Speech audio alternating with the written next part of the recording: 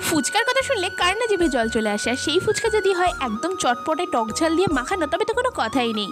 So hello everyone, welcome back to my new mini blog. তো আজকে তোমাদের সঙ্গে নিয়ে এসেছি টক ফুচকা। তোমরা কে কে আমার মতো ফুচকা খেতে ভালোবাসো সেটা কিন্তু অবশ্যই কমেন্ট বক্সে জানিও। আর আমি তো ফুচকা পাগল।